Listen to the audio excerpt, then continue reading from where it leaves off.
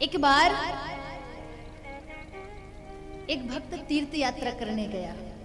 बड़ा कंजूस था, जाता नहीं था कहीं पे भी, पर गांव से सब लोग जा रहे थे तो उसकी पत्नी ने जिद करी, महाराज सब जा रहे हम भी चले। तो सब तो चले गए, सब वाहन से जा रहे थे, तो उसने सोचा वाहन से जाएंगे तो पैसे ज्यादा लगेंगे। उसने कहा वाहन से जाते हैं तो आधा पुण्य मिलता है, हम पूरा पुण्य लेंगे, पैदल यात्रा करेंगे। ज्यादा दूर भी नहीं थी, गंगा मैया पास ही थी, 2-4-10 किलोमीटर। तो पत्नी ने कहा ये तो और अच्छी बात है, आप पैदल यात्रा करेंगे। तो पैदल पैदल गंगा नहाने गए। जब हम किसी घाट पर स्नान करते हैं तो वहां के जो पंडित जी होते हैं वो आते हैं कुछ लेने, दान दक्षिणा। कोई सा भी घाट हो, तो जैसे ही देखा कि घाट पर तो पंडितों की भीड़ लगी है, तो सेठ जी ने कहा एक काम करते हैं, हम घाट से आगे चल के स्नान करेंगे, घाट पर नहीं, यहाँ भीड़ है। आगे गए, स्नान करने लगे।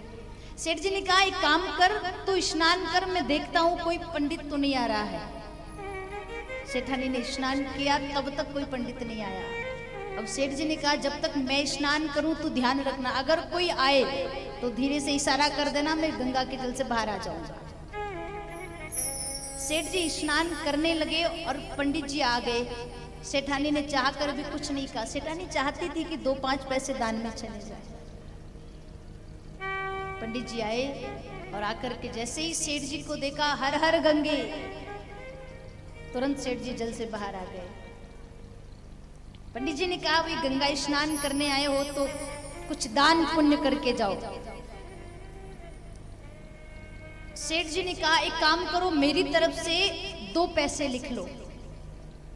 पंडित जी ने कहा 2 पैसे दान कर रहे हो, वो भी उधार लिखवा के जा रहे हो? बोले हाँ उधार लिख लो, समय आने पर आप आ जाना, अभी मैं लेके नहीं आया हूं। तो पंडित जी ने डायरी में 2 पैसे लिख लिए। कहा जाता है वो पंडित कोई और नहीं, साक्षात भगवान थे।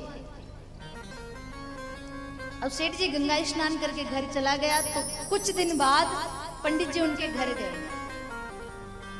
जाकर के घर के बाहर जहाँ मेहमानों का स्थान था बैठने का, बैठ गए।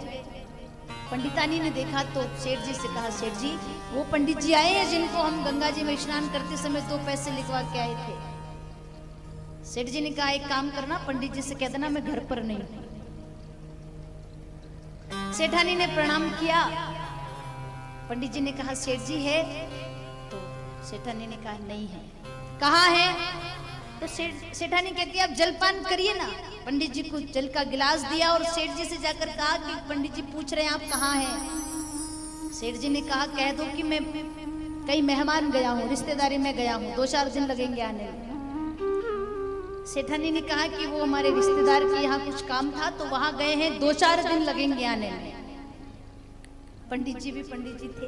पंडित जी कहते कोई बात नहीं, जब तक सेठ जी आएंगे हम यहीं पे रोज भोजन प्रसाद बनाएंगे, खाएंगे, यहीं रहेंगे। जब सेठ जी आ जाएंगे तो हमारे दान के 2 पैसे लेके चले जाएंगे। सेठानी मनी मन खुश हुई, अच्छा हुआ इस बहाने पंडित जी की सेवा करने का अवसर मिलेगा। सेठ जी से कहा, बोले पंडित जी ने कह दिया जब तक आप रिश्तेदार के यहाँ से नहीं आएंगे तब तक वो यहीं रहेंगे। सेठ जी ने कहा ये तो उल्टा हो गया, मैं तो भगाना चाह रहा था, वो तो यहीं रुक गए।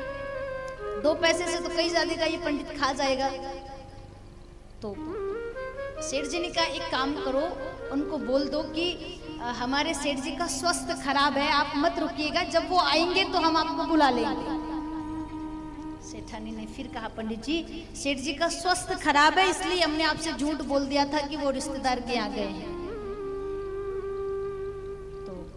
पंडित जी ने कहा स्वास्थ्य खराब है तो हमारे गंगा जी के किनारे एक वैद्य रहता है, थोड़ी महंगी दवाई देता है पर एक ही बार में ठीक कर देता है, मैं उसे बुला के लाऊं? सेठ जी ये तो पीछे ही पड़ गया। सेठानी ने कहा कि गुरुजी वैद्य बुलाने का कह रहे हैं। तो सेठ जी ने कहा एक काम कर, पंडित जी से कह दे कि सेठ जी चल बसे दुनिया से। अब इतने झूठ पे झूठ, झूठ पे झूठ, झूठ पे झूठ हद हो गई। फिर भी बेचारी सेठानी अब पति कहे और नहीं माने तो भी अच्छी बात नहीं, कहा कि पंडित जी आप चले जाइए, हमारे घर में सूतक लग गया। कैसे? बोले हमारे सेठ जी दुनिया से चल बसे। पंडित जी कहे भाई एक ही तो यजमान थे, वो भी चल बसे और आप अकेली हैं, तो क्यों ना हम उनका अंतिम संस्कार करवा की जाए। पंडित जी गांव में गए और गांव वालों को बुला करके लेकर के आ गए। बोले हमारे यजमान जी का देहांत हो गया है और आप चलिएगा, उनका अंतिम संस्कार करना है। गांव वाले आ गए, सेठ जी ने श्वास रोक ली, चुपचाप पड़े हैं। सोच रहे हैं पंडित चला जाएगा चला जाएगा। पंडित क्यों जाए? पंडित तो स्वयं भगवान ही पंडित बनकर के आए हुए थे। अर्थी तैयार हो गई, अर्थी पर सुला दिया। भगवान सोचे अब बंदा श्वास लेगा, पर नहीं ले रहा है। भगवान के चलो और थोड़ा देखते हैं, लेकर के शमशान चले गए। चिता तैयार कर ली, चिता पर सुला भी दिया। भगवान सोचे अब तो कहेगा कि मैं जीवित हूं, तो भी नहीं कहा। गांव वाले चिता में आग लगाने वाले ही थे कि भगवान ने रोका, रुक जाइए। हमारे यहाँ पर एक नियम है कि जब यजमान की मृत्यु होती है तो पुरोहित होता है, वो कान में मंत्र फूंकता है, तब अंतिम संस्कार होता है। तो मैं एक बार जाकर कान में मंत्र फूंक दूं, उसके बाद में दाह संस्कार करना। गांव वालों ने कहा ठीक है। भगवान गए, पंडित जी कान में जाकर कह रहे सेठ जी, मैं जानता हूं आप मरे नहीं हो, जीवित हो, आप उठ जाइए। और मैंने कुछ ज्यादा नहीं, 2 पैसे मांगे, 2 पैसे के पीछे जिंदगी क्यों आप गवा रहे हो?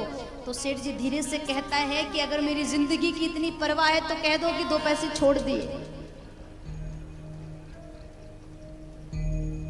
तो महाराज दुनिया में